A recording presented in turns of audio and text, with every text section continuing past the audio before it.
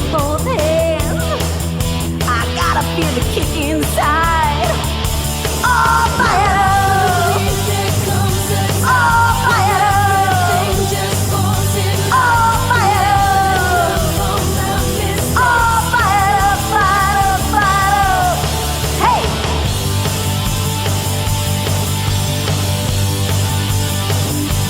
Ain't nobody living in a perfect world. Everybody's out there crying to be heard.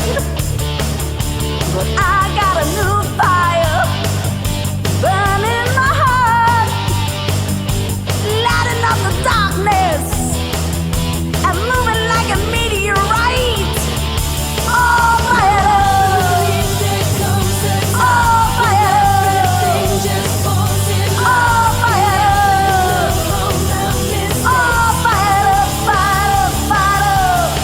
Now I believe there comes a time when everything just falls in line. We live and learn from our mistakes. The deepest cuts are healed by faith. Now I believe there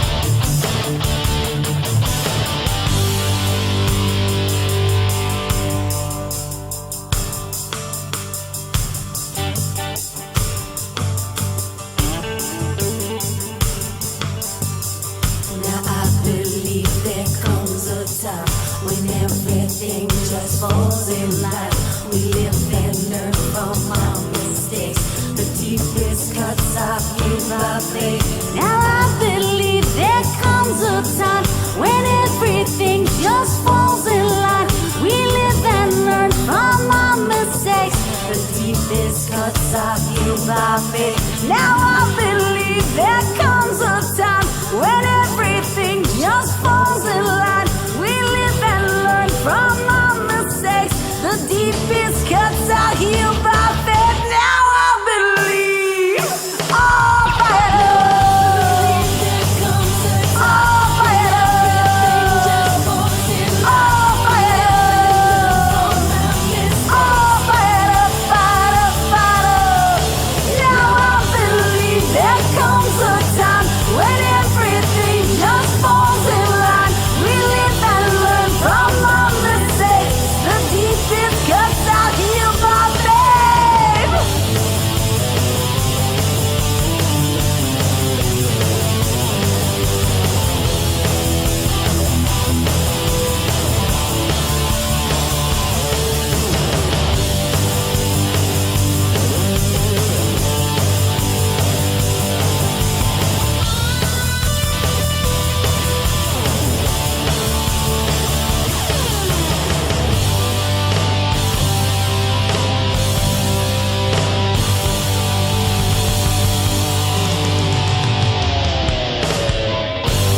Happy New Year, everybody. I'm RenéMarie, and this is the RenéMarie Stroke of Luck TV and podcast. I'm so excited about this year because we have so many visions and missions. And Ralph and I were just talking in the Zoom green room about some of his and mine. But I do want to share that what an extraordinary way to start the year, but with Ralph, because Ralph is making such an impact in the stroke world globally, not just locally, globally. And we're so excited to have met him. Let's invite JoAnn. You know, we're live streaming and we go with the flow. And I always say that in our world, winging it is recommended and approved. So we always love when people can join us. Hi, JoAnn. Hi. How are you? Welcome, welcome, welcome. We're streaming live now already, so don't worry about it. We're very excited that you're with us. Let me introduce you to Ralph. Ralph, this is JoAnn. JoAnn, this is JoAnn. Ralph. Happy New Year. Hi, Ralph. Happy New The Year. same to you. So Pleasure. I was just doing the greeting, and I actually like this better because I like when things are fresh and off the top of your head, and you know, because sometimes I don't like to talk in the Zoom green room because then you have to say it again on the show. So I'm really excited about this. But let me start the show, JoAnn and Ralph, and then we'll begin. So let's backtrack a little bit because I always like to make sure that we're streaming live and that you can hear us and that you could see everything because we don't want one single thing to be missed. So welcome to RenéMarie's Stroke of Luck. I'm RenéMarie. This is such a wonderful year, as I said a few minutes ago. Our visions for 2026 are extraordinary. Ralph and I were talking in the Zoom green room about his visions, which we're going to hear about. And I spoke on the phone with JoAnn on last Friday, I believe it was. And she was such an extraordinary visionary, and she's an author with Trapped Within, right, JoAnn? From the book Trapped Within. We've all suffered strokes, and we're going to talk a little bit about that. So it's really a wonderful thing to begin again, new beginnings. I think every day we have the possibility for new beginnings to get up in the morning. When we get up, we're blessed. We all have challenges, which Ralph will share his challenges, and JoAnn has had many challenges she shared with me. She could share what she would like to share. And I have challenges as well, you know.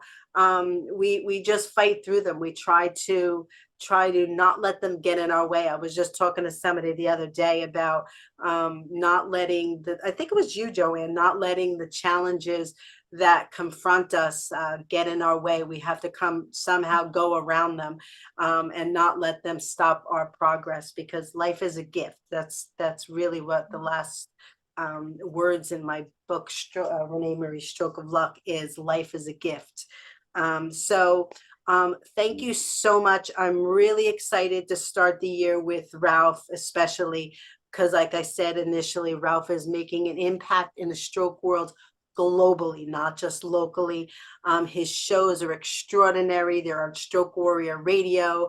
You can find the link on our press and on our website and on our Facebook. And if you'd like, you can always email me or Facebook me or whatever you need to get the information. But we're so lucky. And JoAnn is another gift that I believe in God, and I know that God had a divine intervention on Friday when I spoke to JoAnn. And this is why, because I have had 2 books in the works for years. And like Ralph and I were just talking about, I can't find the time to do it. And I really said to myself, 2026 is going to be about starting to write my books. And when JoAnn called me, you'll see through this show that she's such a dear, gentle, loving, inspirational person. And she was talking to me, and I said, okay, JoAnn, I said, now that you had called me, I said, I would love to set up like a once a month meeting with you via Zoom so that I could have deadlines for my books. And JoAnn felt the same way. She's like, oh my God, that's incredible. We'll hold each other accountable. We'll do our work. And, even if we only get halfway to our visions, at least we're halfway there. So I'm so excited about this year, and I'm so excited that Ralph and JoAnn are a part of the show. I really want to go back and thank my entire board, Ginny for all the work she does in booking everybody, Diane, John, Father Sam, Marlon, who else? I think that's it. If I think of anybody else, I'll let you know. But what an extraordinary board we had. Last year was exceptional with the Unconditional Love concert, which we're taking that on the road. The comedy show with Jeff Norris. So 2025 was extraordinary, but 2026 is going to be exceptional. So Ralph, thank you for joining us today. JoAnn, thank you so much for listening to your insight and giving me a call on Friday. You're a gift from God. So Ralph, I'm going to let you stop. You know what? I want to ask everybody, what did you do for New Year's? Like, what was your vision? What were you doing on there, with your intentions? You go ahead, JoAnn, if you want. I can go too if you prefer. If you're saying ladies first, you don't know me well enough to know if I'm a lady. Jeez. That's good. That's good. So I- go ahead, JoAnn. Tell for us your the New your Year's, intentions, your visions for yeah, anything going into the new year. I kind of I took it through the whole holy season. I started thinking when Thanksgiving was over and everybody was already on to shopping and going and getting all these things, and we have to have Christmas done and over the day after Christmas because then we go into the new year and we're on our way. And when I looked down the block where I live, they had beautiful decorations up for Christmas, but there's only maybe 3 houses that still have them up. And today is the day for the Three Kings, and that's part of the celebration of Christmas. So what I wanted to do, and it worked out not because I chose to have it this way, but everybody else in our family had other plans, not to get together as a family, because we do that a lot. We're a very tight, close-knit family. But there were some of them that had wanted to travel and had planned for it for a long time to take their younger children to places that they had never been before. So that was their gift to their families, and I thought it was wonderful. But it also gave me the time that I was looking for to celebrate Christmas.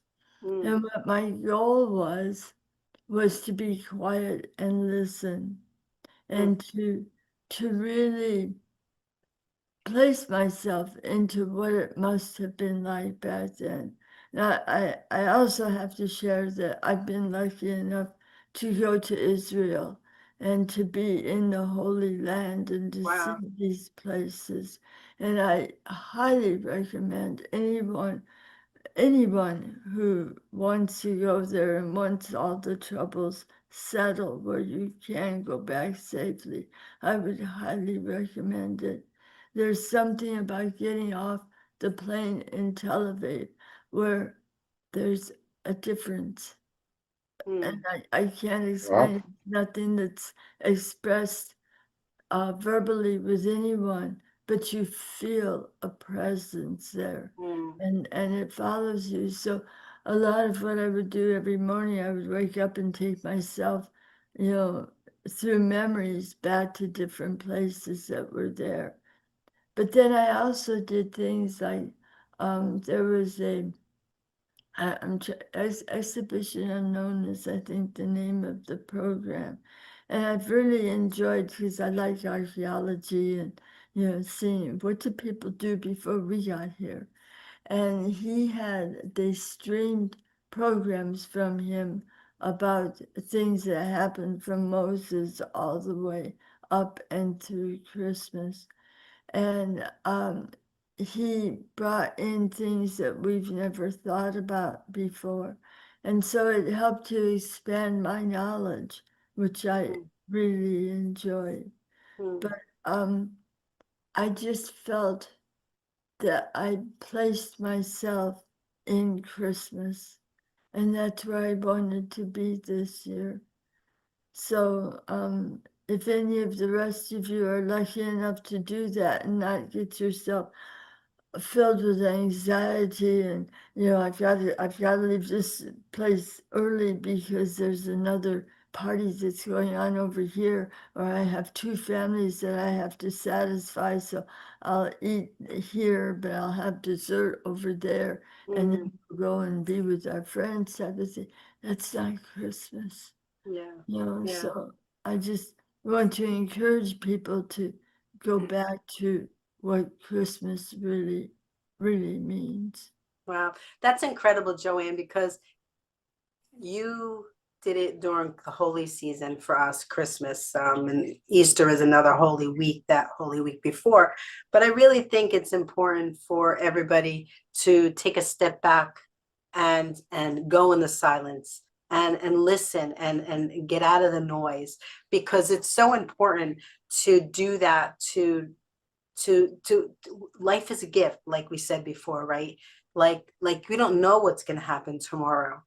We all suffered major strokes, which we're going to go into in a little bit, but like anything can happen to anybody, and you have to be able to be present and enjoy yourself. And what I did this season is I really slept a lot, and I really, because that's the only way I'll stop my mind, you know. So I when I got done with my grandchildren and my children, and I usually get done around 6:30 or 7. I did come home, and I usually go on the computer and I'm working and working, but during this Christmas season I really just went to bed, and I rested, and I rested my body. And I'm telling you, when I woke up on like New Year's Day, I was like, okay, now we're going, now we're gonna go. So thank you so much for that story, JoAnn. That's really an important piece, and that shows who you are and how you work. So,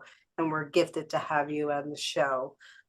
Ralph, why don't you share a little bit about your visions or your Well, holiday I season? think mine had some catalysts in it. I've had some health issues, so in the last 3 or 4 months, and it's forced me to sit down and see what I want, see what I need to do, those kind of things. I know um, Stroke Warrior Radio has been a very big part of my life, and I have a real job besides. But I've just, I think over the holiday season, I agree with you, JoAnn. It starts on, and for me, it starts on Thanksgiving, because after a stroke, I'm grateful that I'm still here. That's my first victory every day. I get out of bed. Warriors achieve victories every day, and I've started to recognize those victories that I'm going through and what those mean for the future. And I'm one of those that's doing a book as well, and a cookbook, an Italian cookbook.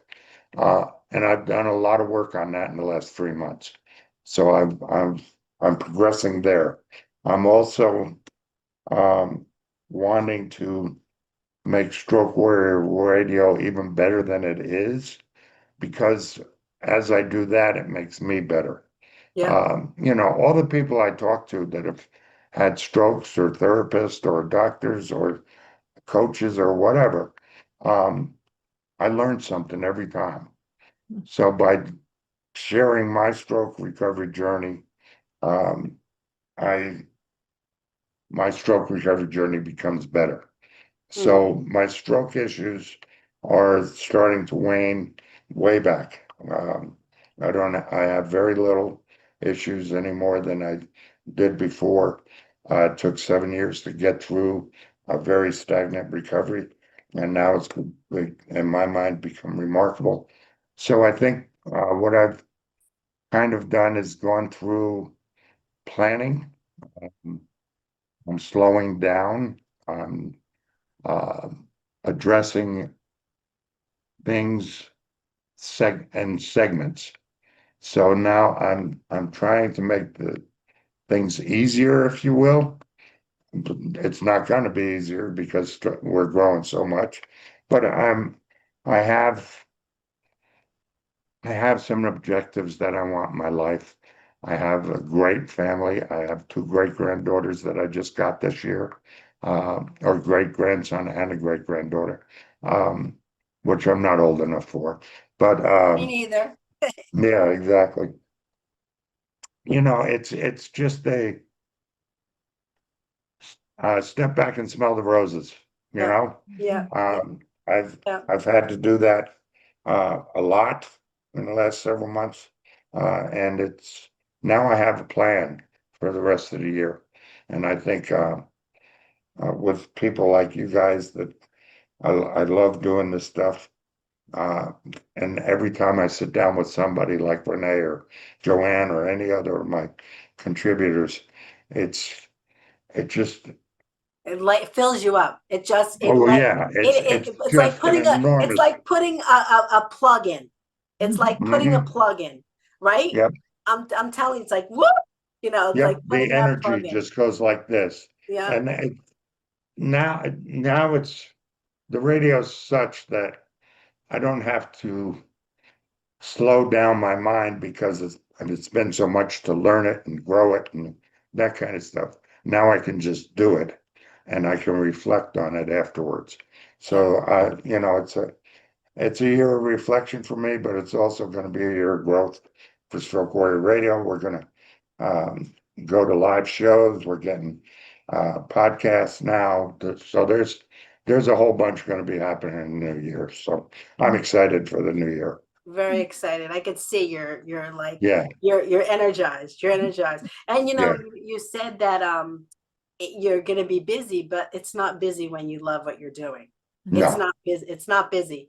It's passion for life. It's not a 9 to 5. It's just your life. It's a life calling that both of you do. Ralph with your Stroke of Luck Warrior Radio and JoAnn with your books.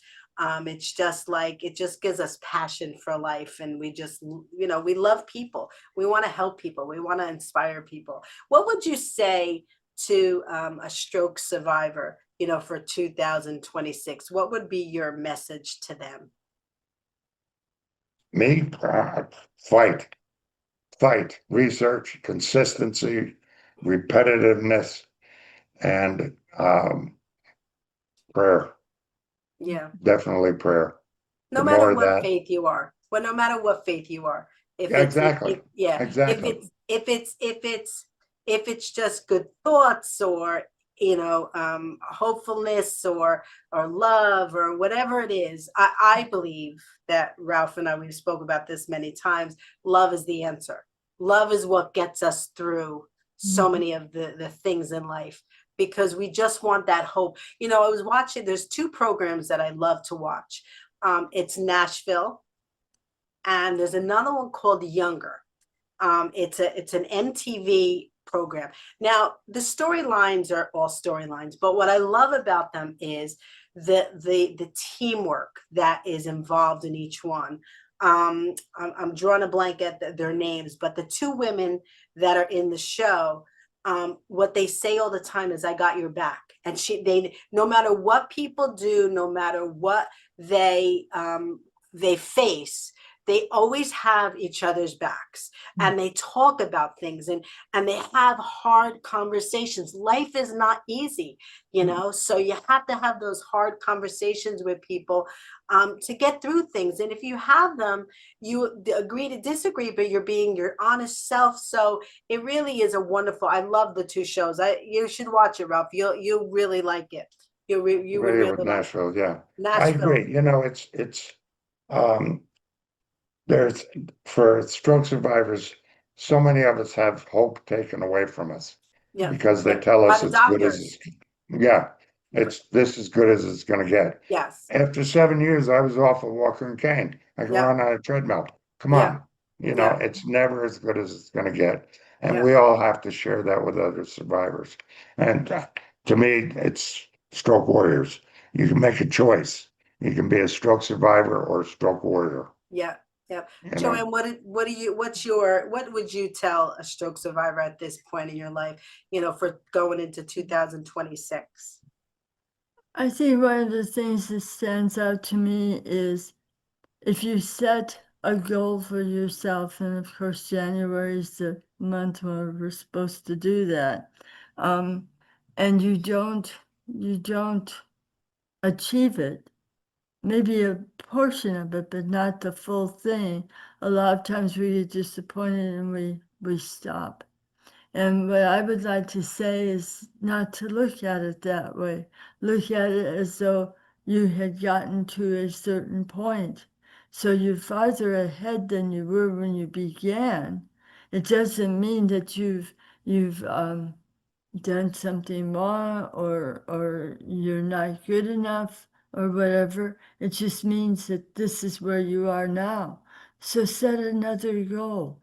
Reflect on what you did and how you got to where you are, take the good things from that experience and bring that with you to where you are now and set another goal. Maybe not be quite as altruistic about it, to want something more than what you can actually achieve now, but know that it may happen.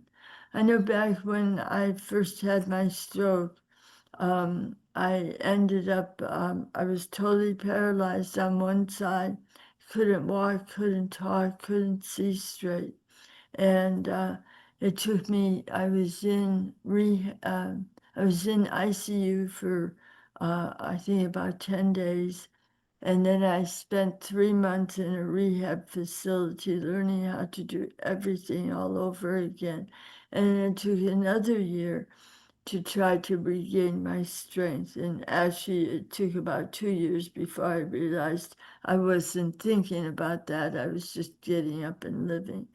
So there was a lot that I had to overcome at that time.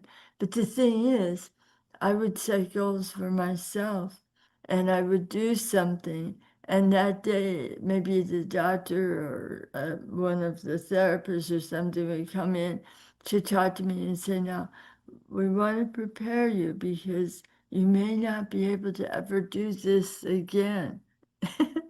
And I Yeah. have to think, oh, okay, well, I did it this morning. Right. So do I continue doing it or do I take your words for it for what you said and not try anymore?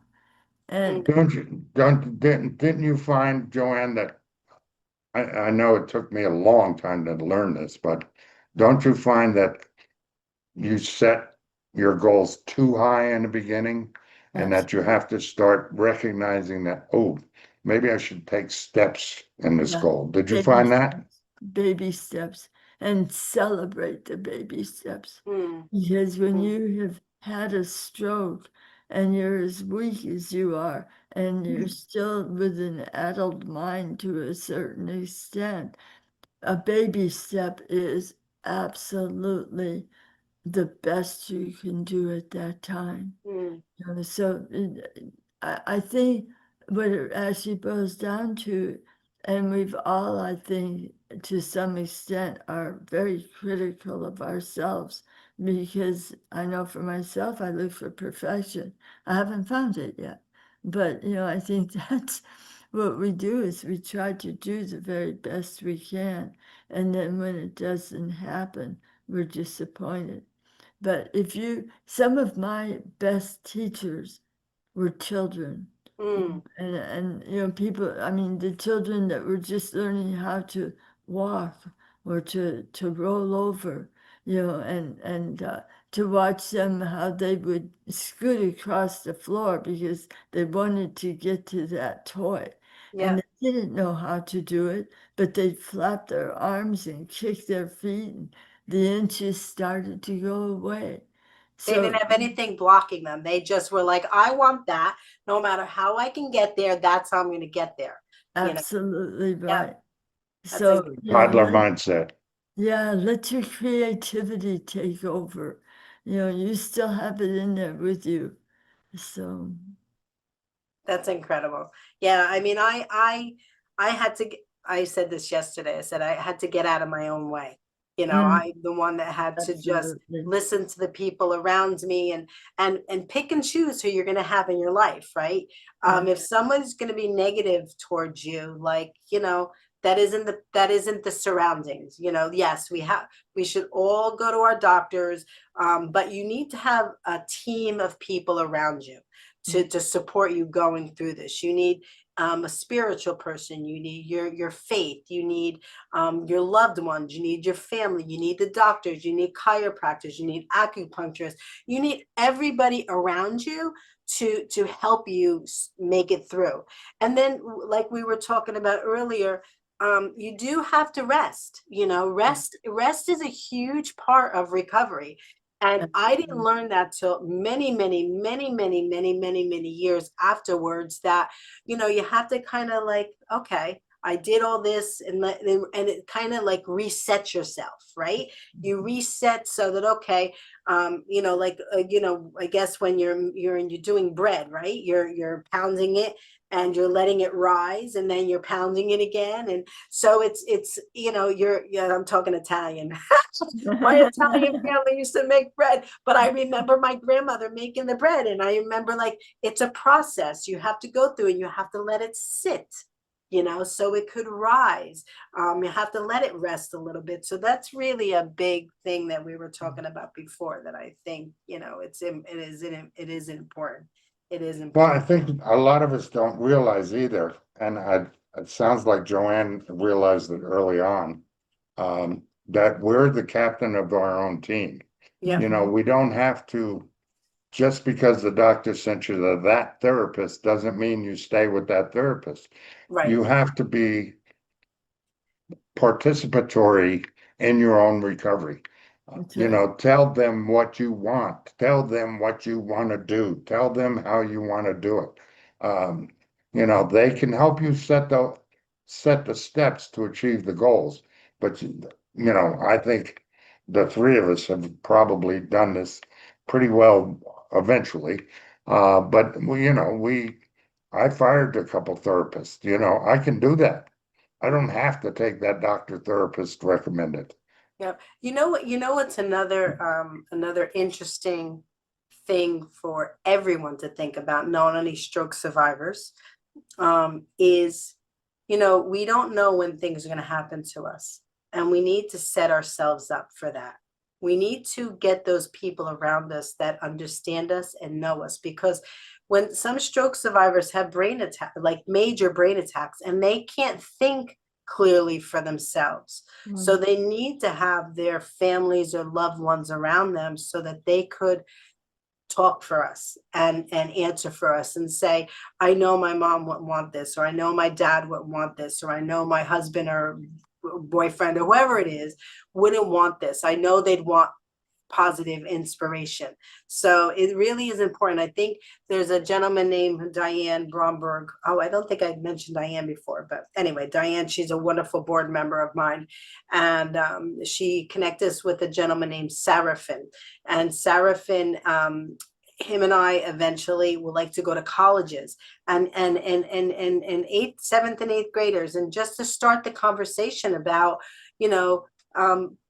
setting yourself up. If you set yourself up early in life, you'll be good. You'll be prepared. People are sometimes afraid to talk about things because they don't want to invite it into their lives, but we all know that life happens, right? You don't have a choice. You don't have a choice. I didn't have a choice to have a stroke, and I'm sure Ralph and JoAnn didn't either.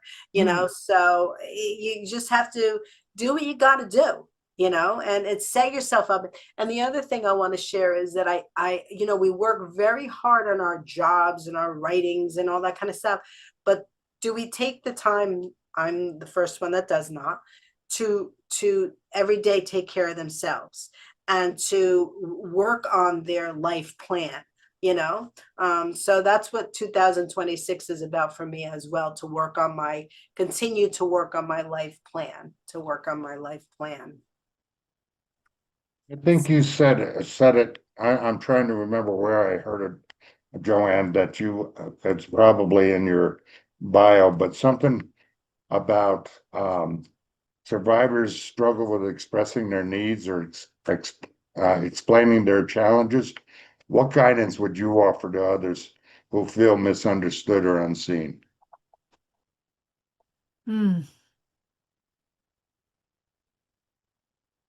That's such a good question, and a difficult one, because a lot of times we get ourselves so caught in our personality, because it works for us.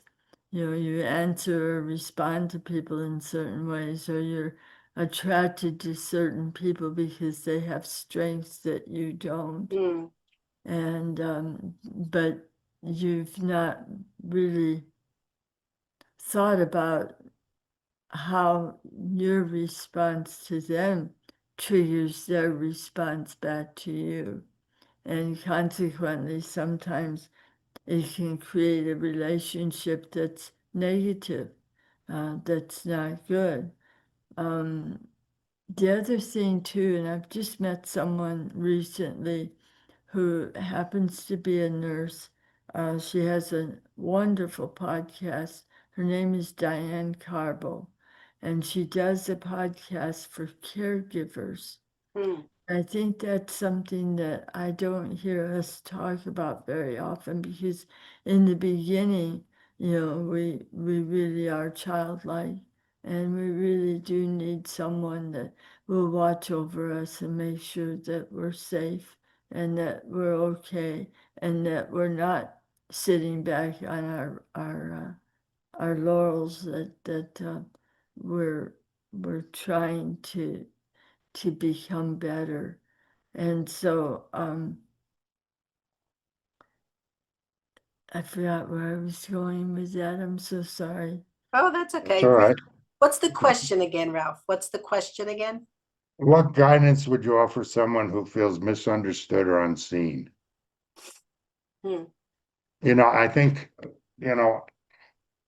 don't know, maybe that's, I'm asking that because I need to understand it. I don't think I could answer that question right now either, because it's, how do I describe it? I never could, for a long time, I couldn't express, this is what I want, this is how I want to do it, this is, where I want to go, those kind of things. And I never thought anybody heard me. Mm. Nobody was listening to me. So, I mean, we've all been through that. My solution was I became captain of my own team. You know, there's solutions out there to start surrounding yourself with those kind of people, with the caregivers and the therapists who say, what would you like to do again? For example, a friend of mine wanted to golf again. They brought in a golf club to therapy. Um, Oh, that's my good. first therapist asked me, what do you want? I want to go back to construction. She brought a ladder into physical therapy, for me to work on. Right. How do you, how do we tell other people, speak up for yourself? I mean, Mhm. isn't that one of the most hardest things we went through? You know what, though? I think that I think that people need to clear their minds and just be open for possibilities, because sometimes, like JoAnn calling me the other day, that was out of the blue, right? But I needed to talk to her because in my heart I was like, I really want to write, I really want to get my writings out this year. So I think, and another thing I was thinking when you were talking about that is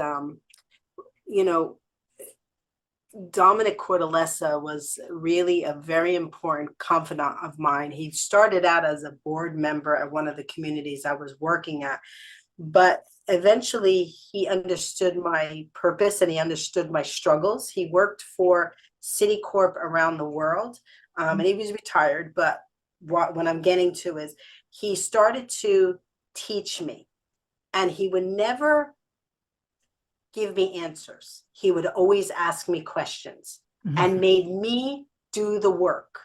And this was for years. It was for years. And I'll never forget one line that just sticks in my brain. He goes, think about it. I'll come back and we'll talk. So he had me like my brain was working. It was thinking. And he did it in such an undemanding way. It was like through this loving way that he wanted to help me to prosper, and I know that in his life he had many staff members or team players that he would do the same thing to. So, but it really helped me to get to where I am today, because I would not be able to be where I am today if it was not for Dominic Cortese teaching me. And that rings in my brain, that we have to do the work, But sometimes with, like I said before, and I always go back to this because I want to be sure that people understand that sometimes stroke survivors don't know what they want. They're not clear. We're not clear. I was not clear when I first had my stroke. I did not know what I needed or wanted. My brain was like a computer, and it was all combobulated. So I needed to give myself the time.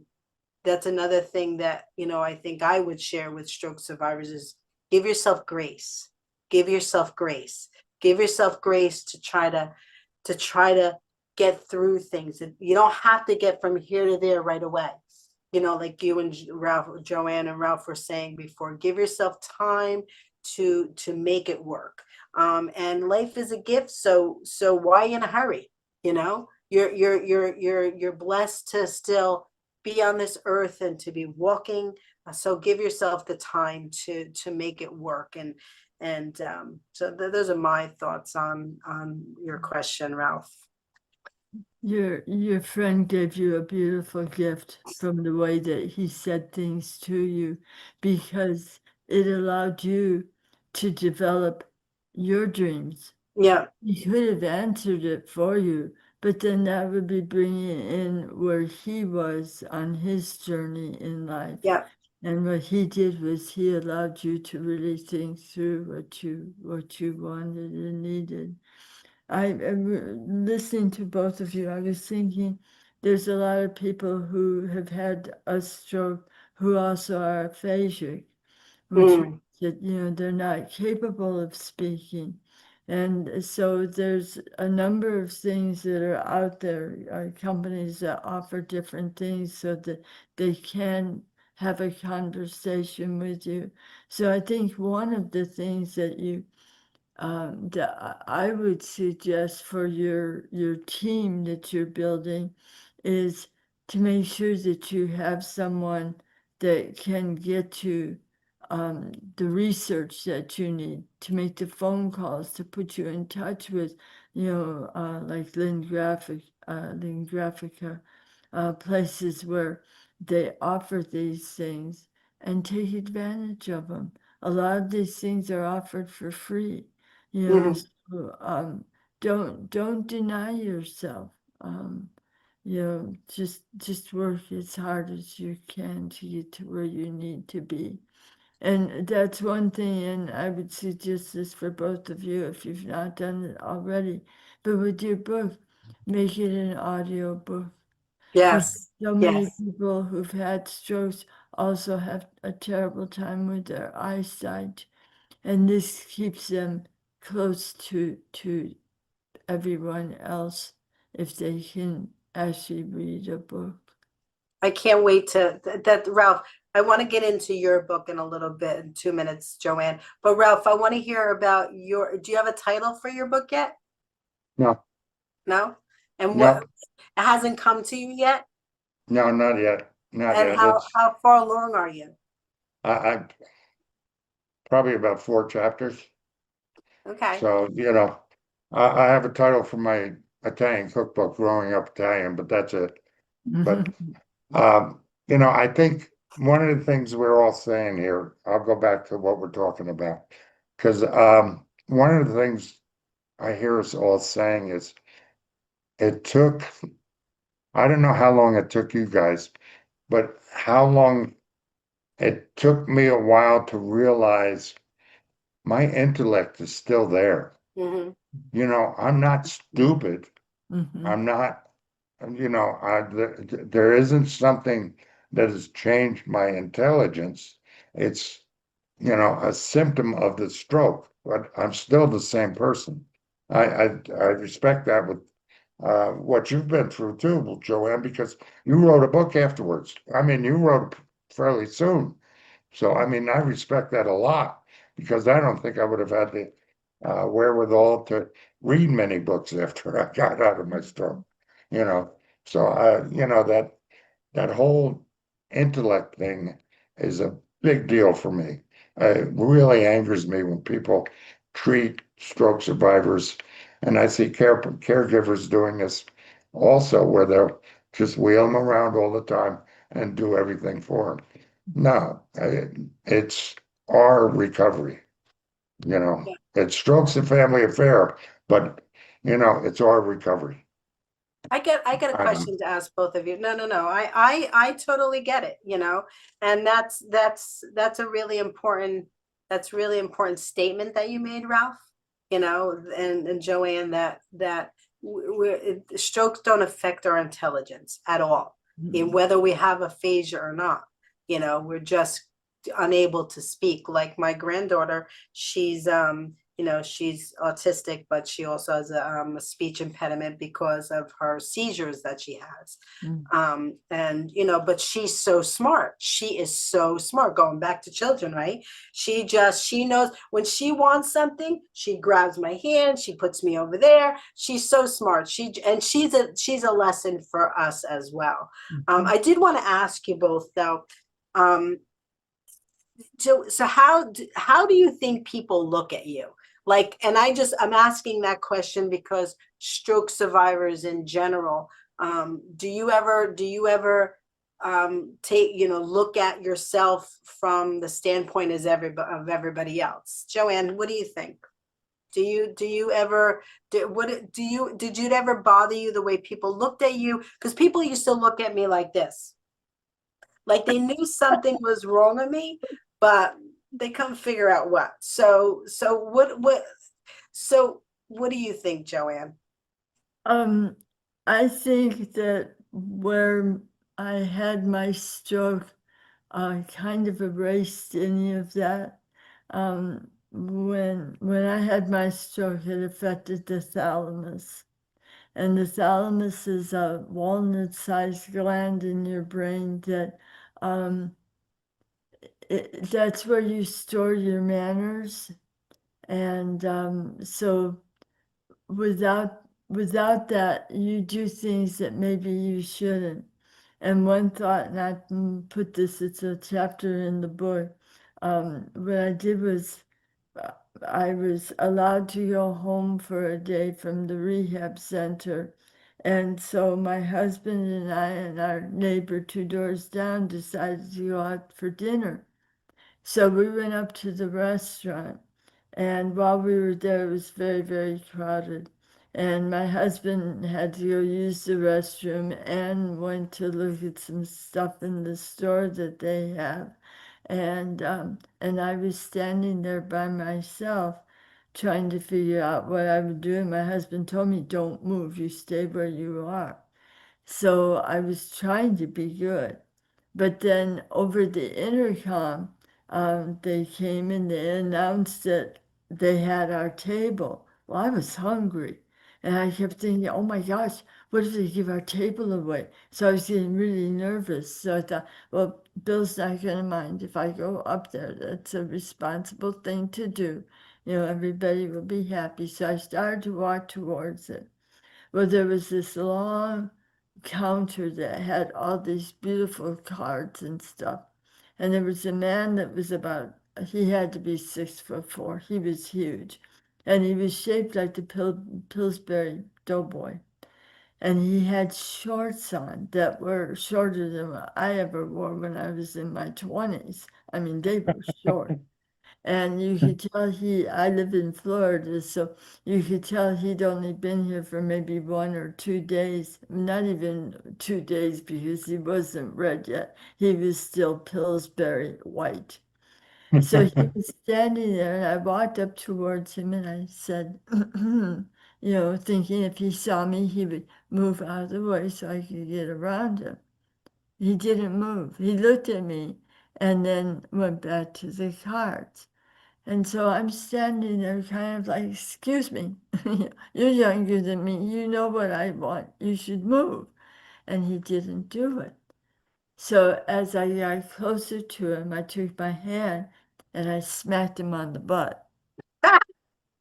He jumped straight up, and right next to where he was standing was the aisle, and just turned into that aisle so I could walk by, which I did. And I got up there, and Bill came, and Ann came, and I was still having trouble talking, so I didn't share the story with them. But the next morning, when I was back in rehab, I shared it with my therapist. I wasn't thinking. She sat there, I was on my bed, and she looked at me, she said, now, Miss JoAnn, you know I love you. But she said, we're going to work on your manners. But you were just doing what was in your heart at that particular time. You I know, was hungry. what's that? I was hungry. Yeah, Yeah. yeah. You were hungry, you know. But the lesson that we all get from that is that, you know, you make mistakes and you move on and you learn from them, you know, like, and you have to give yourself the grace not to hold on to it, right? You just, Yeah. okay, how do I learn my lessons? How do I I learn? don't know. I see it a little different. What JoAnn did was she had a goal and she achieved her goal by going after it. That's Eat. right. Eat. You know, I think the cognitive stuff, there's an honesty that comes out of us. Uh-huh. And it comes out of us towards ourselves and other people.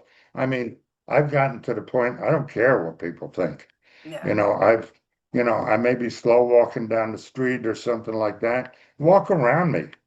You know, I don't care. I'm walking, and I couldn't do that before. You know, I that's how I feel about it. You know, We're gonna just talk about the word urgency that Ralph and I determined a while ago. oh, But I want to hear your input into. I know you said you don't care what people think of you anymore, but was there a point after your stroke that like people would look at you like cross-eyed and like oh what yeah, what's oh what's yeah. what's going on? But I was very lucky because I had moved in with my daughter and her family and my grandchildren. It was unconditional. They didn't care. You know, they didn't care. They didn't look at me funny. My daughter and son-in-law didn't woe is you type attitude. That get up and get it yourself, Dad. You know, you know, it's like Yeah. so I learned from that. I was very lucky for there. I think other stroke survivors, yeah, I can remember going into a grocery store, sitting on that stupid cart, and from then on, I ordered everything online, you know, Yeah, and they yeah, looked at me funny. And I had to learn that, hey, you know, this is what I am. This is how I am.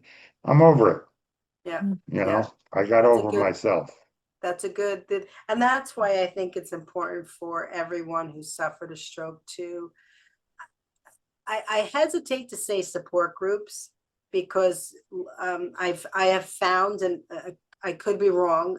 If it's not, let me put it this way: a support group you have to pick and choose whether it's the right support group for you, because sometimes support groups are very downers rather than lifting people up. We need to be lifted up. We need people that are going to inspire us, you know.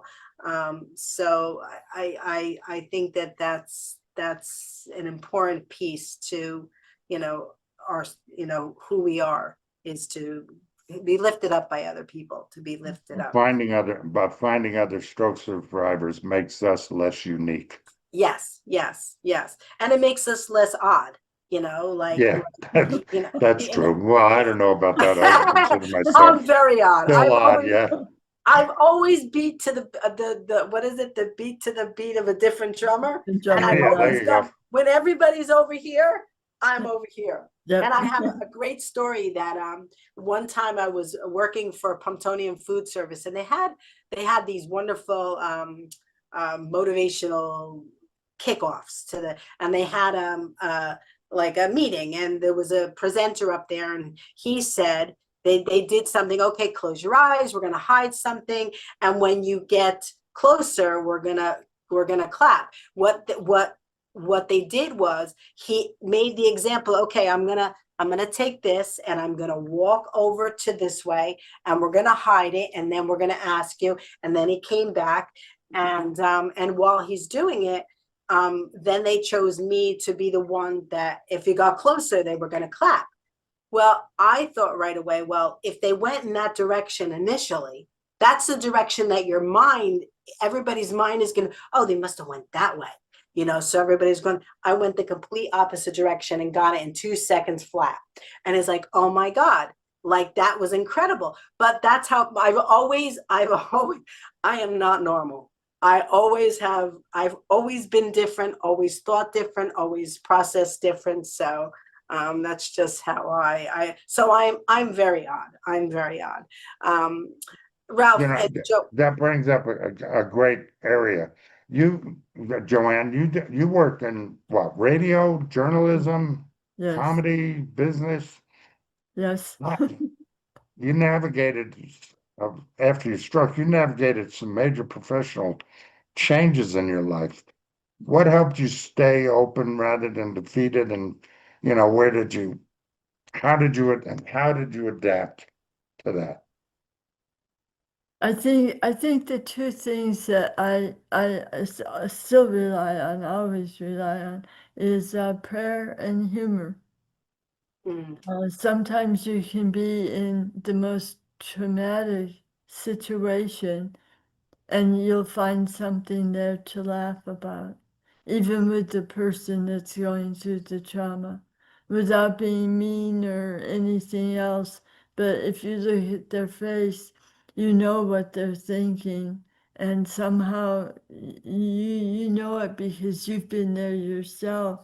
And just by bringing a little humor, if it's possible, not anything that's forced, but something that just seems to be a common denominator between the two of you, and bring it to them, it helps them to relax a little bit and realize, okay, we have to face this and we can do this. yeah, So, humor is so important in life. yeah. And I know you do, JoAnn, but Ralph, do you laugh at yourself a lot? Time, all the time. Yeah, It's like I'm my best in entertainment. me too. Me too. When I do something wrong, I start cracking up. I'm like, it's just crazy. It's crazy. So we only have a few more minutes, and I really want to talk about urgency, because Ralph and I, that's want to be one of the chapters in my book, Urgency, because after my stroke, I couldn't understand why I was always in a hurry to get things done. Like if I wanted that, I was gonna go get it. There was nothing gonna stop me from getting it, which was a great thing in my recovery.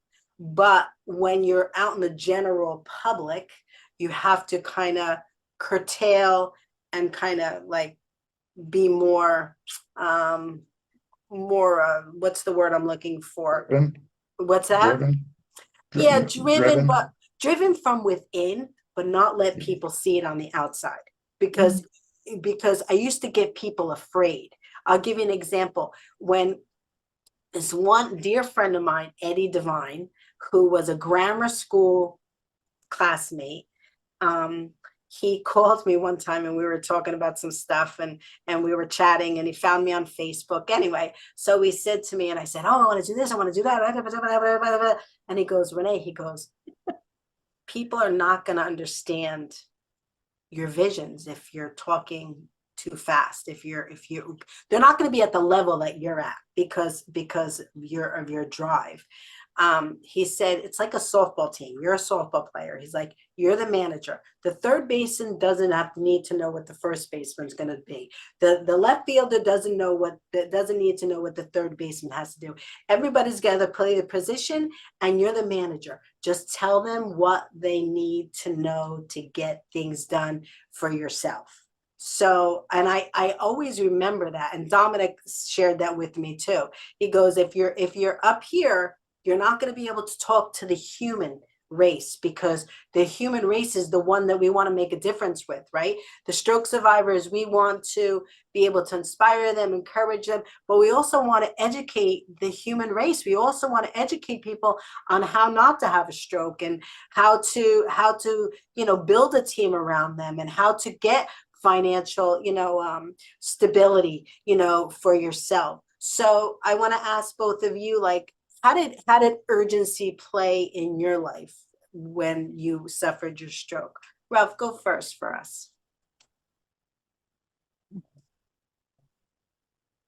Excuse me.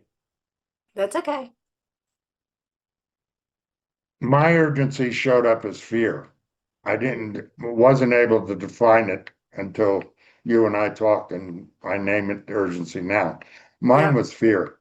Every time I went to bed, it was like, am I going to get up? You know, every time I tried to take a step, am I going to fall? You know, Mm-hmm. I had 4 falls in the first year, you know, that kind of thing. So I think, I don't know, I still deal with it, especially Mm-hmm. after going through some health issues recently. So it's the urgency is um, more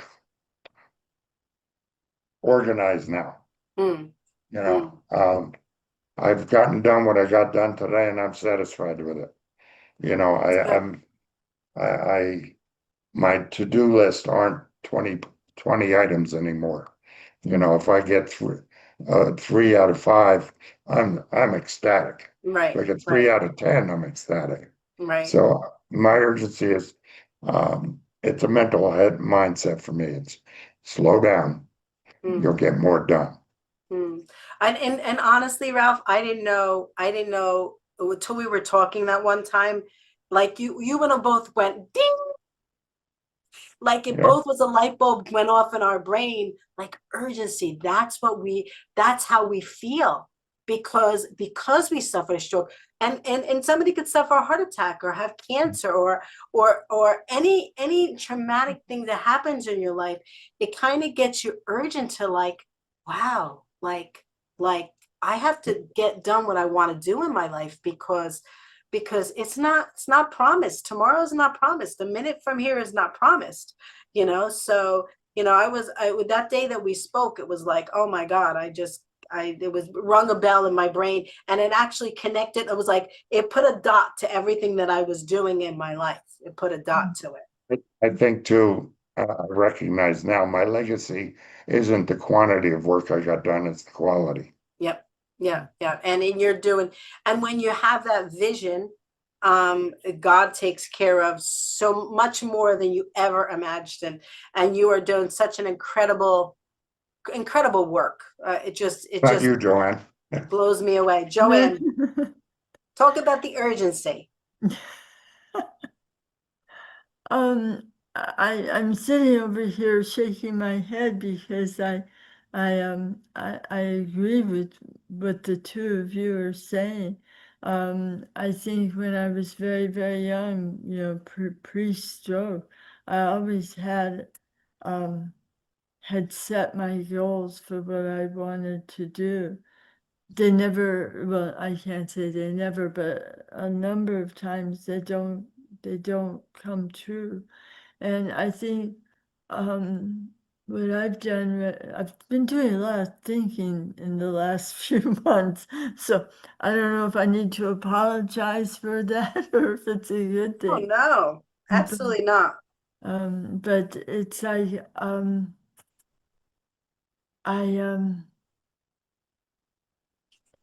I just feel that if there's something I need to do, I work towards that. If I'm stopped for some reason, I need to try to figure out why. Because sometimes it's not me. Maybe the goal I've set for myself isn't the goal that I should be working on. We have our own goals as individuals, but we also are a part of a larger world. And for myself, and I know other people, may not believe in God or look at Him, but they know that something in their life is more powerful than themselves. And sometimes they're bitter because they haven't been able to do what they've done, or maybe they've been able to do it and they take on this attitude of well, I started to do it and things got in the way, so I couldn't do it, but I kept with it and I made it happen. I don't believe we make things happen. I think we're allowed to make things happen, but I don't think it's us that does it. There was something I read just recently where it said, if what you're working on comes to be, that's God's approval. If Mm, it doesn't happen, that's God's protection. So mm, He has something planned for you. He wants you where you are right now, and it may be something that is what you really need to learn, that you don't know, that you can take with you, that's going to make your goals absolutely prosper. Say for example, you need to learn how to knit. And you've been thinking that I'll take some classes, that would be fun. And you learn how to do it.